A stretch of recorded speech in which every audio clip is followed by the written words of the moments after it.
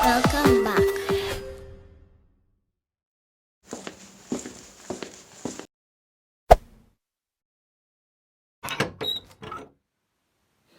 We have flour, baking powder, baking soda, and salt, 1 egg, carrot husk,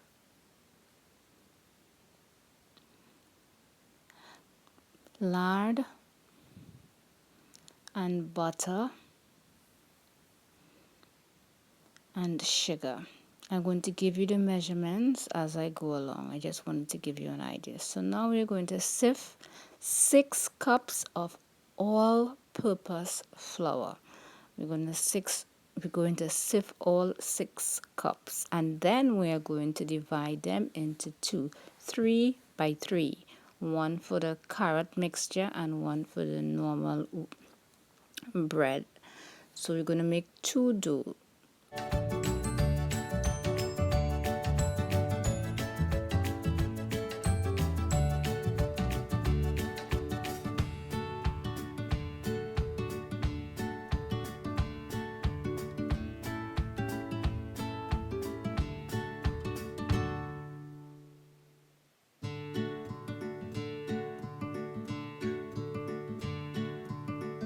Flour sifted, let's proof the yeast. I am going to use 1 tablespoon of yeast in each container and 1 teaspoon and a half ish of sugar in each container, and I'm going to half it and give it a slight mix and let that sit until it's ready, and we will continue.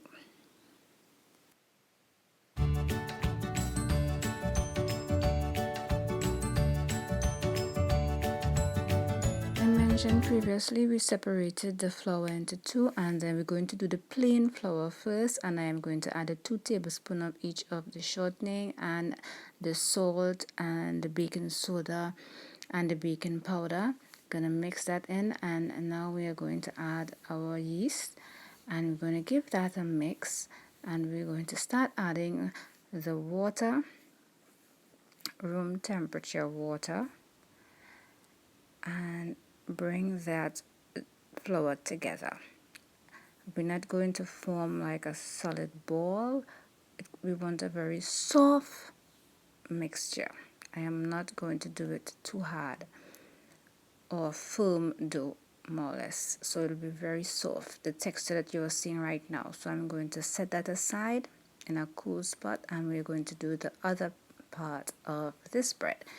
So I'm going to add the same amount of shortening and the same amount of baking soda and so forth. But the carrot, I added 2 cups of carrot. This was carrot husk that I had from juicing my carrot, so I used the husk to make some bread. So you're going to add that. With this mixture, I added absolutely no water, just the liquid from the yeast. And remember, the carrot itself is very moist, so I added absolutely no water to knead that dough. And that is the 2 dough kneaded and rested for 10 minutes exactly. And now we're going to dust our surface, and we're going to open the plain dough first.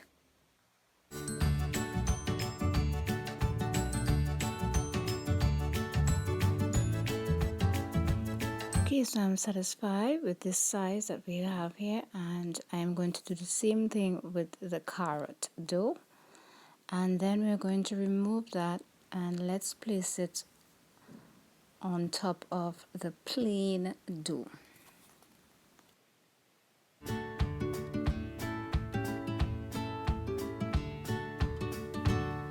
So this is the end after adding the carrot dough over the plain dough, giving you a better view. And now we are going to start rolling, and we're going to start to roll from the shorter side and roll as tight as you can, especially the first roll. All right, and you can see how easy the dough is lifting off, and I didn't even need to add much flour. It was really nicely done. The flour was really nicely kneaded. Didn't need a machine, did it the old-fashioned way, and as I said, as tight as possible.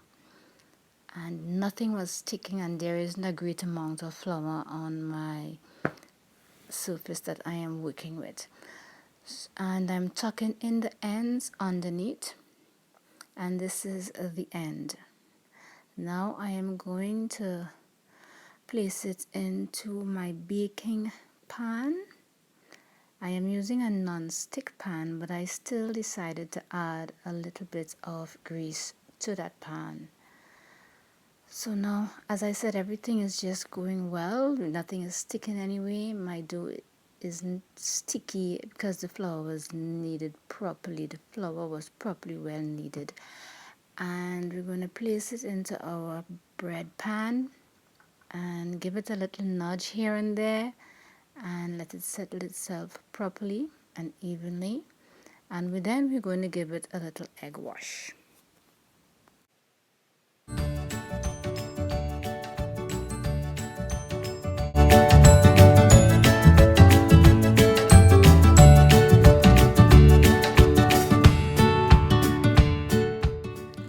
So after my dough has risen for the 20 minutes, I am now going to add my egg wash, and I'm going to go as gently as possible to the surface of my bread and make sure and get this egg wash all over the surface of this bread. And we're going to place in our preheated oven for 35 minutes at 375 degrees. As I said, my oven was preheated.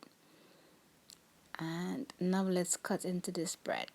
Let me just show you how awesome I did with my carrot scented swirl bread. Look, just, I think this needs a slow motion. Let's do this again. Let's take a good look again. Just look at that in a slow motion.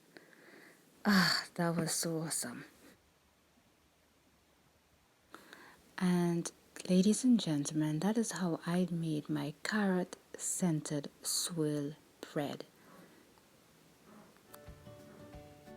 Going over the ingredients: 6 cups of all-purpose flour, 2 cups of my carrot husk. I use 2 tablespoons each of the butter and the lard, so altogether I use 4 tablespoons in each because it's 2 by 2 by 2 by 2. And I also use a teaspoon of baking soda, a tablespoon of baking powder, a pinch of salt, and sugar only in the yeast.